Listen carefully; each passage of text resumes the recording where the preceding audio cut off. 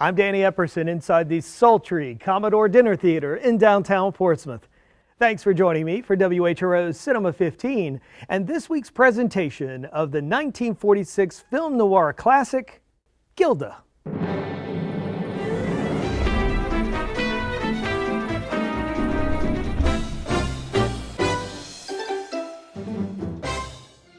Timeless and unforgettable.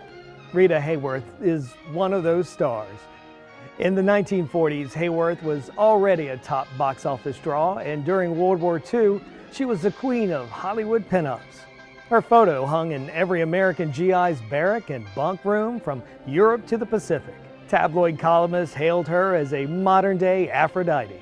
There's no wonder that when Gilda premiered in 1946, there were lines outside the theaters to see the love goddess again on the big screen.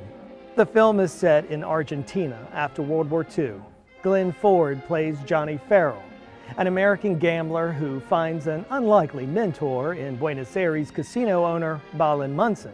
When Munson returns from a long trip with a new bride, Gilda, played by Rita Hayworth, things get complicated between the three. On the surface, Gilda is about a love triangle. The movie includes plenty of film noir staples: long shadows, smokers, and shady characters. There's also a tangled subplot about international intrigue, a Nazi cartel, and a precious metal monopoly. But this film belongs to Rita Hayworth. Even Humphrey Bogart turned down the lead because he figured if it featured Hayworth, nobody would even notice it. Gilda was originally conceived of as a drama, and the musical numbers were added later. And even though Hayworth's singing voice was dubbed by Anita Ellis, the dance moves were all hers. Hayworth started her career as a dancer and earned her place on the very short list of actresses who have danced on screen with both Gene Kelly and Fred Astaire. Astaire even admitted that Hayworth was his favorite dance partner. Columbia Pictures spent $60,000 on Hayworth's wardrobe.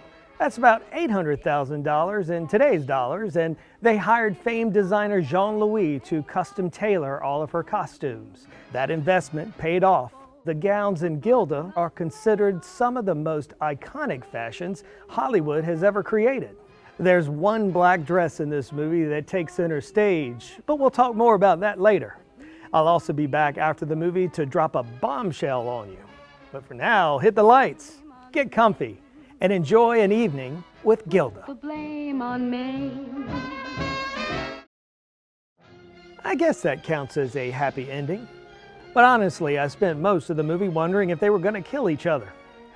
Johnny and Gilda have a complicated relationship, and like most complicated relationships in film noir, there is lots of slapping. The director encouraged his actors to get physical, but things got out of hand when they took his direction too far.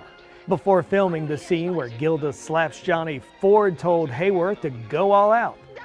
She did, and knocked out 2 of his teeth.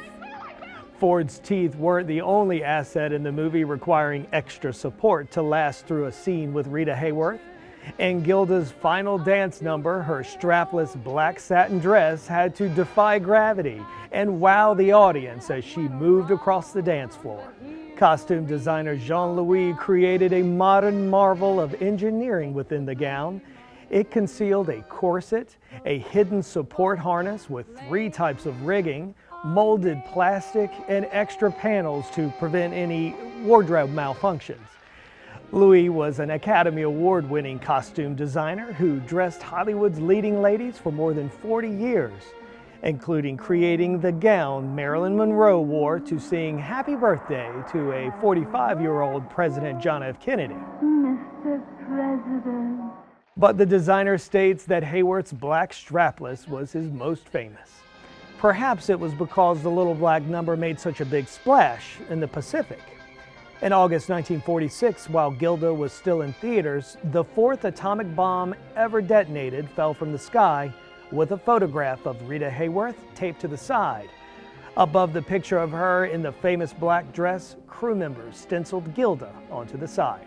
It was intended as a tribute to their favorite pinup, but Hayworth was furious. Rita Hayworth appeared in more than 60 films, but it was Gilda that made her a superstar and defined her and her career. She said many times that the men in her life fell in love with Gilda, but woke up with her. I'm Danny Epperson, and I'll see you next time for WHRO Cinema 15 and another classic movie.